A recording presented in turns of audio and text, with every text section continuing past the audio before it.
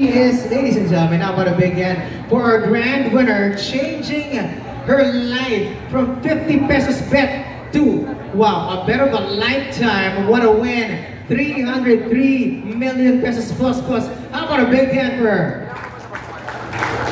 Wow, a standing ovation. For sure, I love it. Please have a seat over here. And of course, Sir Evan will be joining us as well. Now, I know that you have your own questions to ask, but let me start and get this ball rolling already. Ito muna ang unang tanong ko sa iyo, no? Siyempre, pwede mo ba kaming dalhin sa experience mo, no? Paano ba ito nangyari? I mean, nung bang sumali ka, naramdaman mo agad na mananalo ka? Ano yung pakiramdam mo? At ano yung naramdaman mo nung nanalo ka na?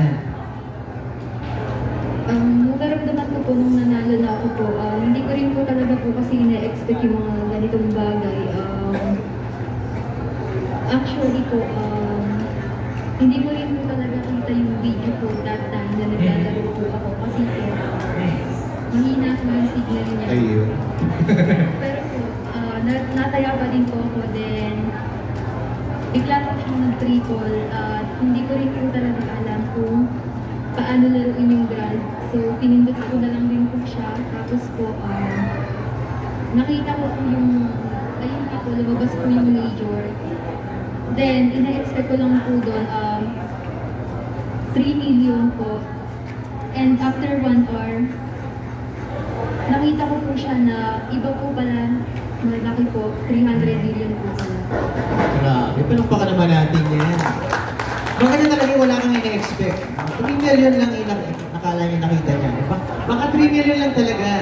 Pwede na natin i-share yung 300 million. Pero ano ba to? Nung sumasali ka, so sabi mo nga, hindi mo ba masyadong makita. Ano ba to? Meron bang kakaibang pakiramdam na nasa loob mo? Na parang feeling mo mananalo ka? O ano ba to? Parang normal na araw lang? Parang normal day lang po talaga. Pero nung nanalo ka na, anong nagbago sa normal mong araw? Paano nangyari sa mga pakiramdam na dumadaloy sa iyong katawan? Hindi pa rin po talaga ako makapaniwala po dati. Ngayon ba nakapaniwala? Okay. Ano na nagbago sa pakiramdam mo ngayon na naniniwala ka na eto na nga, ako na po sa harap ng lahat ng mga nasa media ang nagwabing ng 303 million pesos? Opo, naniniwala na po ako na nag-hope na siya. Pero ito, i-share mo naman sa amin, paano ka ba tinulungan ng Casino Plus na makumpirma itong napakalaking panalo? Kasi hindi biro to, no? Tayo ay, kumbaga, napag-uusapan namin kanina sa mga friends namin sa media, 3 million, pwede na kami. Pero ito, napakalaking panalo, paano ka ba tinulungan ng Casino Plus na makumpirma ang napakalaking panalo ito?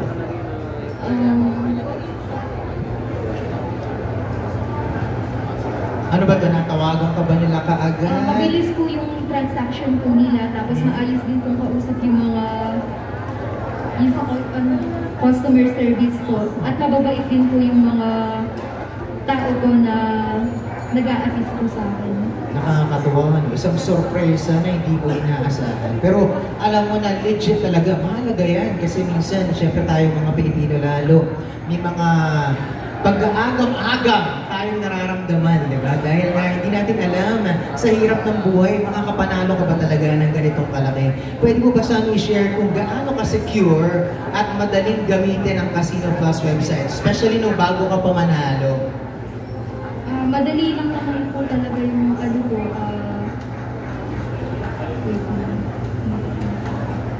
Tulungan kita, gusto ko ako ba? Ang tanong ko ano ba? I-share mo naman sa amin kung gaano ka-secure at madaling gamitin ang Casino Plus. Para malaman nila kasi gusto na rin yata nila mag-bet. 50 pesos. Ganyan, magsimula tayo sa maliit.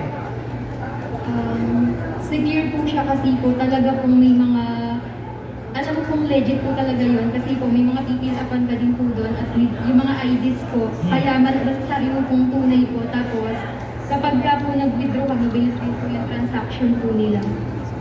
Siyempre, lagi ini-improve yan ang website nila. But this time, I'll be giving the microphone. Could we share the microphone to Sir Evan? Thank you so much. Palakpakan naman muna natin. Grabe, pinagpapawisan ako kasi sabi ko parang ang lapit ko sa panalo, baka mamaya may balato. Baka naman. But in the meantime, Sir Evan, just kidding. But of course, we are all wishing for that big win. Later on, we're going to be having that. But Sir Evan, does the timing of this jackpot come as a surprise to you? So first off, I think when the players look at these jackpots, they always love to see them growing larger and larger and larger. And that experience, that feeling is also shared with our employees internally. As that jackpot grows, we all feel like a bit of, say like intensity, stress, anxiety, like, it's getting close, can it go higher? So there's an excitement within our employee group and our teams that they want to see these get bigger. They want to see the big payouts, and when it happens, it's like a sigh of relief, and then a bit of just congratulations to the player, and then we can focus on that element, which we all love. What you are doing right now is congratulating the win. What a big win that is. So I think the whole company also is very happy. Absolutely. And rejoicing that we get the winner right here. So wow, it's really a surprise. That means we know that it is really a process. There's nothing that we're doing to, work on any cheating or whatever. It is just really luck. This lady is just lucky. She's getting this big win, right?